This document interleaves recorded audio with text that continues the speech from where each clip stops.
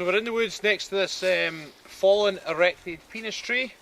They're very, very common in Scotland, particularly in the windy season. They get blown over. So this is very, very common throughout these woods, and we thought what a great place to film it as right in amongst the bush. Done? I never know where he's going to go with these things. I was like, carry on. Something strange down there. It looks like a bee's nest or something. None of your bee's nest. Oh, beehive. That was actually pretty quick. Holy shit! I can't be that quick. Well done.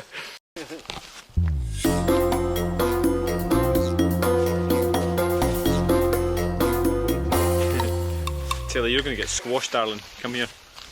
Tilly. Rab's going to try a different route. Look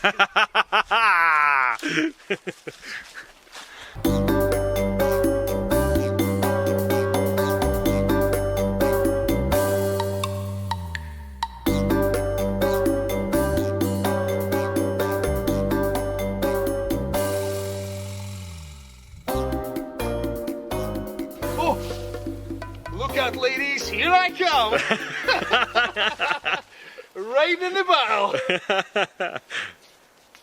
That'd be a new experience, wouldn't it? If you were shrunk down small enough to grip on tight. Mate, there's actually some insects with... Crabs! Look out, this is a crab!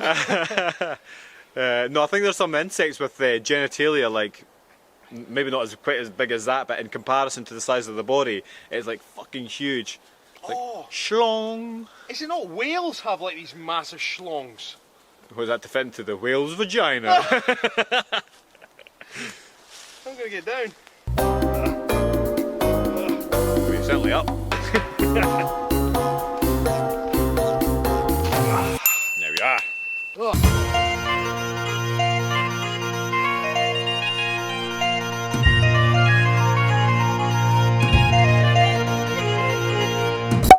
Right, we're going to give you a little lesson today about pain versus suffering. Two very different things. And the point we're going to make right from the start is it's okay to be in pain. Pain is your gateway to making progress. What we don't want is suffering. I'm just thinking that line out of Star Wars that Yoda starts to say, jealousy leads to hate. Jealousy leads to anger, anger leads to hate, hate leads to suffering. Yeah, it does.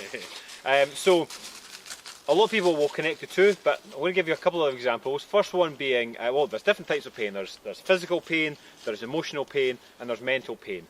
And let's start with mental pain. Okay, so when you are studying, when you're studying at university or at school, college, or even just some self-study, which we do quite a lot of, your brain is in mental pain. Your brain is it's quite painful. You're just like taking this information and you're rereading stuff, especially with the courses that we do. We're constantly learning a few more things. So your brain is in pain, but it's not suffering because it's your choice. That's the main thing. It's your choice. You can be in pain, but the pain leads to more learning, which leads to a development of the brain.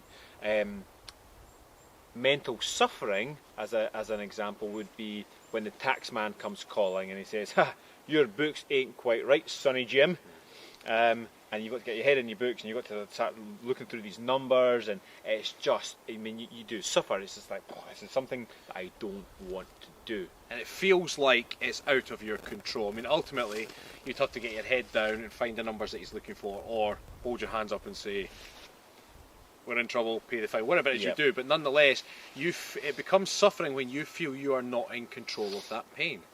Now, some of the other pains you can have are physical pain, which we can feel when we're working out, or we're having a chat on the way up about you spent a stupid amount of time in the sauna. Yes, I did today, 45 minutes in the steam room. Was that the steam room? It was the steam room. But it wasn't suffering, it was painful because I basically challenged myself to do a couple of things. So it was really painful. I knew it was going to be painful, but because it was my choice, I wanted to do it, and I knew that I was going to grow and learn from it, and I was going to develop my mind in a way and my body in another way.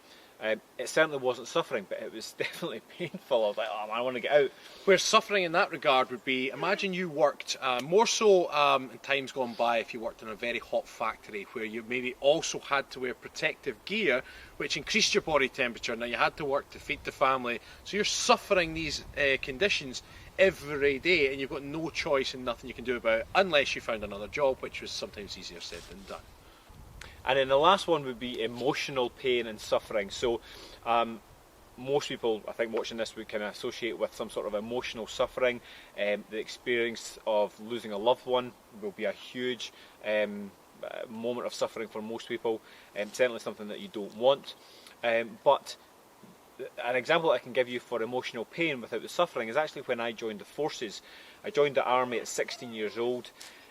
The pain of leaving my family, to see my mum and dad actually dropped me off at the train station, and I was sitting on the train with three of the guys who was joining up with, and we're having a bit of a chat, and we're all excited, and I looked over, and I could see my mum crying. I was like, oh man, and it's like, it was really, really tough. And then for the months after that one moment, it was really, really tough. So it was real emotional pain, but I certainly wasn't suffering because it was my choice. I knew the reasons I was doing it, and I knew the growth that I was going to get from it. So sometimes you have to go through the pain to reach a happier and more enjoyable other side. But it's realising that it's okay to feel that pain because it's a means to an end. I'd also want to point out, if you're ever experiencing, if you ever think that you are suffering, like losing a loved one, I'll give that as an example, probably the most difficult. Losing a loved one, you're suffering, it is actually possible to flick the switch and just change it from suffering to it's just a pain. Because, again, losing a loved one is really, really tough. But if you just say, do you know what, this is good for my personal growth. I mean, it's something that everybody in the world will experience at some point. But if you say, do you know what, it is really painful, I don't want to be suffering with it, you see it as this way of growing. You learn to live without these people, and it can be very, very good for your personal development. And as long as you can make that switch in your head, yeah, it's still going to be painful, yeah, you're going to miss them, and you're certainly not spitting on the grave by saying, well, I'm not suffering anymore, I'm just in pain. It's none of that. This is about you and what you're thinking in your head and how you want to live your life. What does not kill you makes you stronger. Exactly. No matter what you've got going on in your life, if you're suffering at all, flick the switch and say, do you know what, how can I turn this into just a pain rather than letting me suffer for the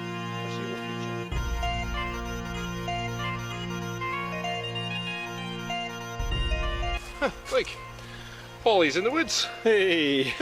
Hello, Holly. That is Holly, isn't it? Yep. There's no wee berries on it. Normal little red bellies. Bellies? Berries. Red bellies. Mate, see when you look see scenes like this, do you know what some things think? It's like one of those movies when people are getting stalked and you hear the rustles and you look round and they're like, but they're gone. And you're like, where did they go?